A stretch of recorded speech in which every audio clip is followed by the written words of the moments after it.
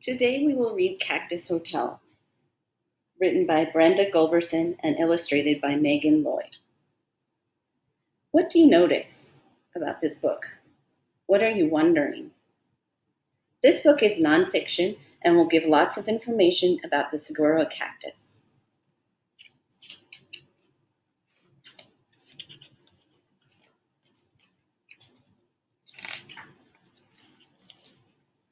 On a hot, dry day in the desert, a bright red fruit falls from a tall saguaro cactus. Plop! It splits apart on the sandy floor. 2,000 black seeds glisten in the sunlight.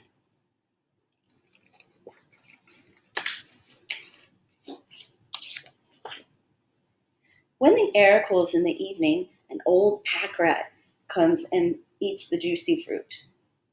Then he skitters across the sand. A seed, left clinging to his whiskers, falls off under a palo verde tree. It is a good place for a seed to drop. A spotted ground squirrel looking for something to eat does not see it. A house finch chirping high in the palo verde does not see it. Why is it important that the squirrel and the finch did not see the seeds?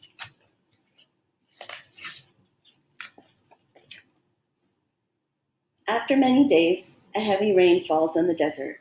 Soon, a young cactus sprouts up from the ground.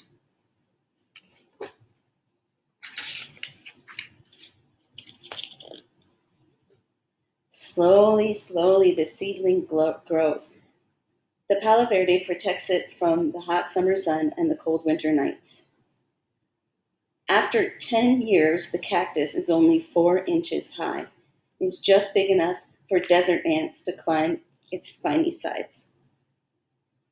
After a rainstorm, when the desert blooms with color, the cactus pulls in water with its long roots and looks fat. A young pack rat stops to drink the water that drips off the tree. Then she scurries off, looking for a dry place to make a nest.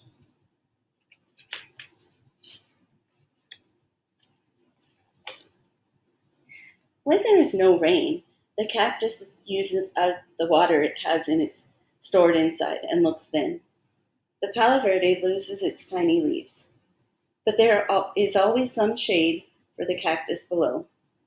After 25 years, the cactus is 2 feet tall. A jackrabbit cools off beside it and gnaws on the green pulp. But when a coyote moves in the distance, the jackrabbit disappears into a nearby hole.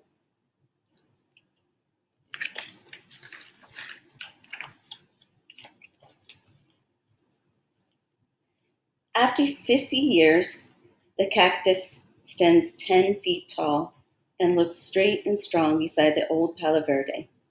For the very first time, brilliant white and yellow flowers appear at the top of the cactus. Every spring from now on, the flowers will open for one night only and then close in the heat of the day. They beckon like a welcoming signal across the desert. At different times of day and night, birds, bees, and bats come for the nectar.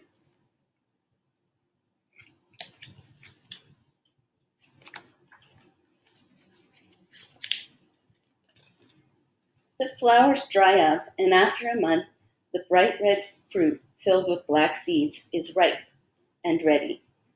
A Gila woodpecker comes to eat. He looks around the cactus and decides to stay. He has found the perfect place in the desert to begin a new hotel.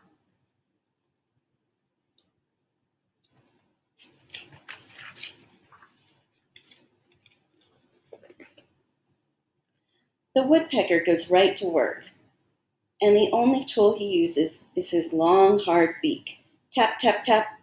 He bores into the flesh of the cactus and to make a space that is comfortable and roomy. The cactus is not harmed. It forms a tough scab all around the hole to protect itself from drying out. The woodpecker gets a weatherproof nest that is shady on hot days and warm and insulated on frosty nights. And the cactus gets something in return. The woodpecker likes to eat the insects that can bring disease to the cactus.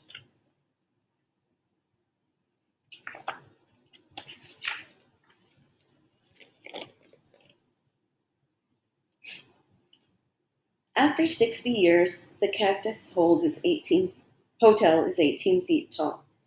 To add more space, it begins to grow an arm. A woodpecker has a new hole in the trunk. Farther up, a white-winged dove makes a nest of the arm. And down below, an old hole is discovered by an elf owl. The birds feel safe, living high up in a prickly plant where nothing can reach them.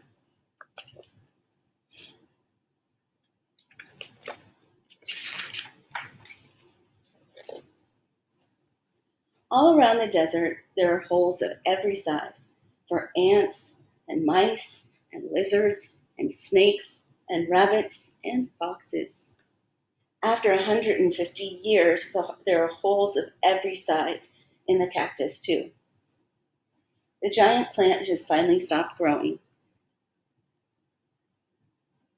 It is 50 feet tall with 7 long branches. It weighs 8 tons, about as much as 5 automobiles.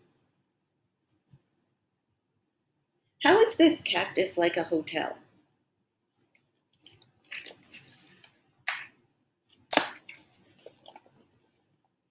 Everybody wants to live in the cactus hotel. Birds lay eggs and pack rats raise their young. Even insects and bats live there. When one animal moves out, another moves in, and every spring they come for a special treat of nectar and juicy red fruit.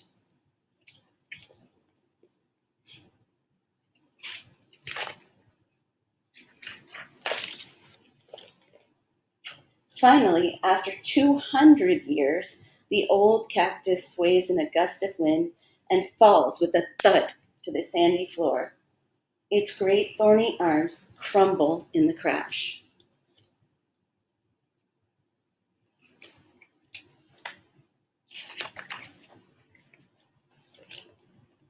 The creatures that lived up high must find other homes, but those that prefer to live down low move right in.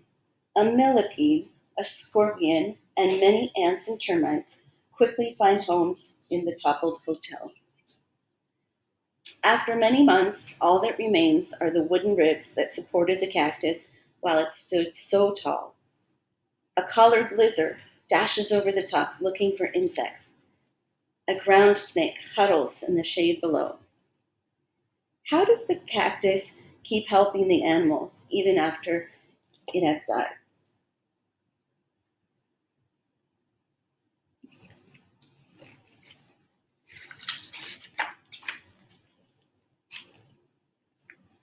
All around, there's a forest of cacti slowly growing in the desert.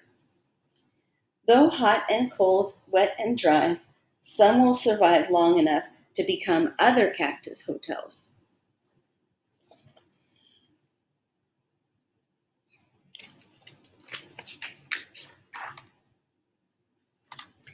And here's some information about the Seguro cactus. We don't have time to read all of that right now, but if you are interested in getting this book, you could flip to the back of the book and read all this extra information about this particular type of cactus.